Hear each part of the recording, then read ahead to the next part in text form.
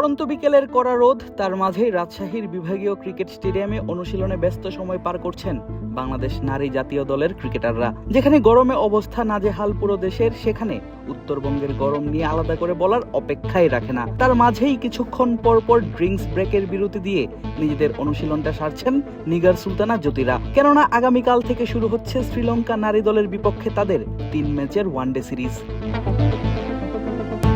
19 April রবিবার রাজশাহীর মাঠে অনুষ্ঠিত হয় ওয়ানডে সিরিজের ট্রফি উন্মোচন, যেখানে উপস্থিত ছিলেন টাইগ্রেস অধিনায়ক নিগার সুলতানা জ্যোতি এবং লঙ্কান অধিনায়ক চামারি আতাপাত্তু।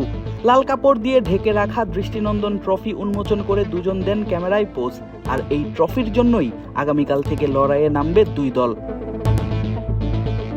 দেখা গেল ম্যাচের আগের দিন অনুশীলনে ঘাম ঝরিয়েছেন বাংলাদেশ জাতীয় নারী ক্রিকেট দলের স্কোয়াডে থাকা সবাই। প্রথমে ফিল্ডিং অনুশীলন দিয়ে শুরু, তারপর বোলিং এবং ব্যাটিং অনুশীলন। মারুফা স্বর্ণারা বাড়িয়েছেন নিজেদের বোলিং এর ধার, জ্যোতিরা করেছেন বড় শট খেলার অনুশীলন।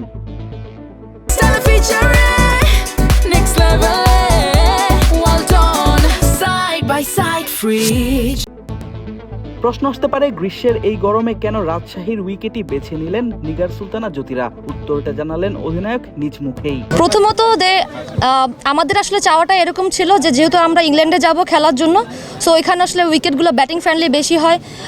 কিছু কিছু জায়গা আছে যে ভেন্যুগুলো, ওখানে আসলে স্পিনটা অনেক বেশি হেল্প করে টিমগুলোকে। সো আমরা ওটা চাইনি, আমরা চেয়েছি যে একটা ভালো ফ্রেন্ডলি ট্র্যাক যেখানে ব্যাটাররা আসলে কমফোর্টেবলি ব্যাটিং করতে পারবে, রান আসবে। কারণ রান করার হ্যাবিটটা অনেক বেশি ইম্পর্টেন্ট।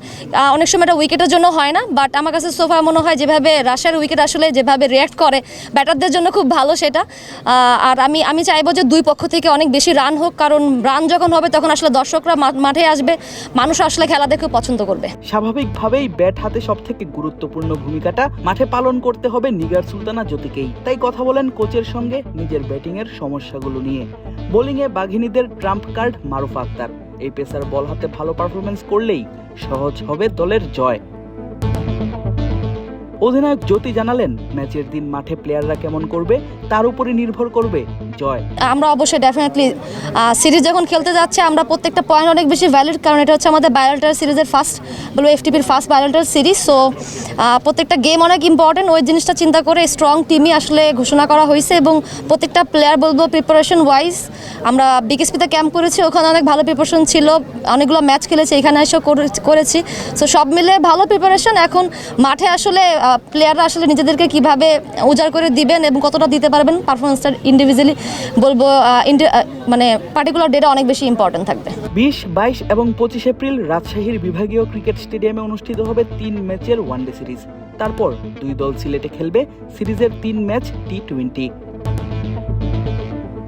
আদিব আশরাফ, ক্রিক ফ্রেন্জি।